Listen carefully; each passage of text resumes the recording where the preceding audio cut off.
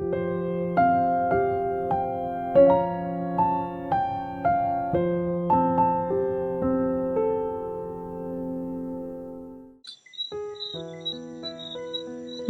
Under Fire.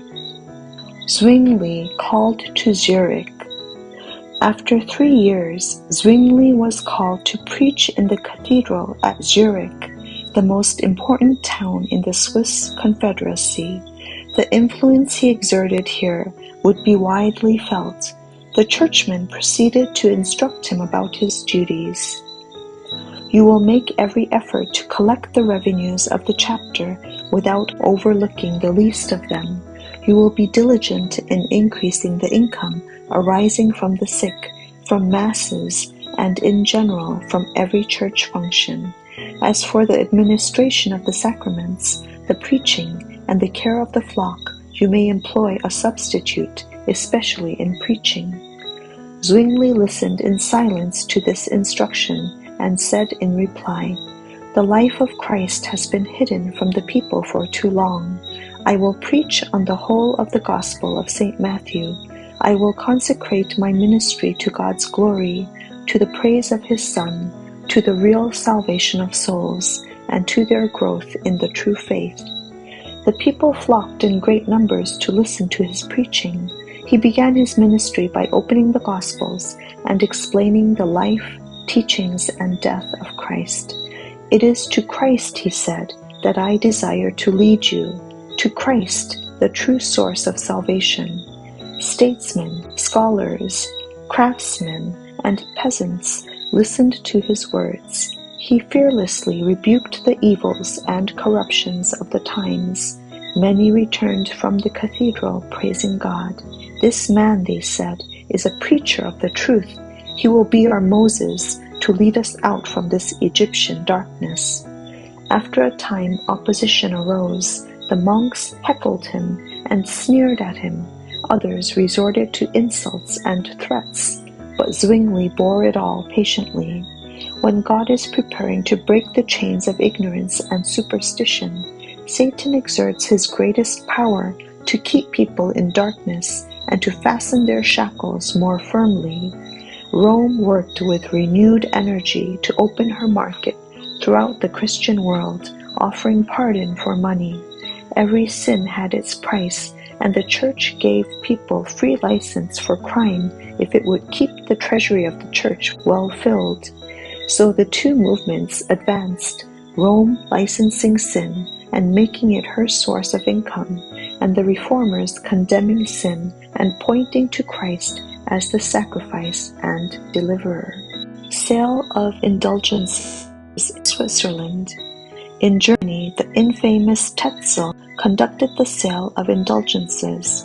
In Switzerland, the church put sales under the control of Samson, an Italian monk. Samson had already raised huge sums from Germany and Switzerland to fill the papal treasury. Now he traveled throughout Switzerland, draining the poor peasants of their meager earnings and demanding rich gifts from the wealthy. When he arrived with his wares at a town near Einsiedeln, Zwingli immediately set out to oppose him. Zwingli was so successful in exposing the friars' lies that Samson had to leave for other towns.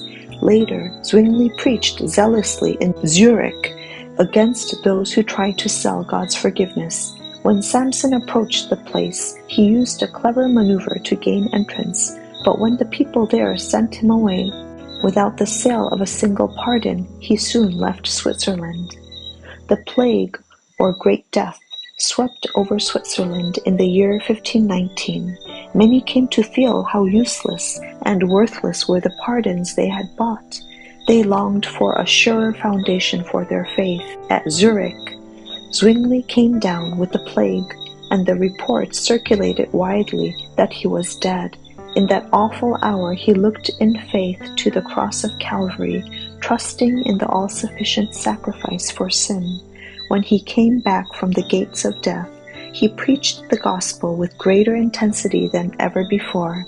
The people themselves had come from caring for the sick and the dying, and they felt the value of the gospel as never before.